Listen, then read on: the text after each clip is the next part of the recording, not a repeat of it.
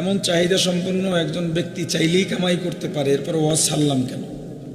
এত বড় লোভনীয় ব্যাপারটাকে কেন অ্যাভয়েড করলাম? এখন আমার মাসে 1-2 লাখ টাকাও ইনকাম নাই। আমরা যারা আলোচনা করি মাহফিলকে কামাইয়ের মাধ্যম বানিয়ে নিয়েছি।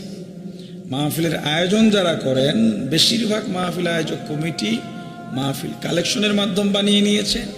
আপনারা যারা আছেন আপনারা মাহফিলে আসেন সুরের ক্ষুধা মিটাইতে। যদি এমনটা না হতো আমার জন্য আপনাদের অপেক্ষা কেন করতে হবে?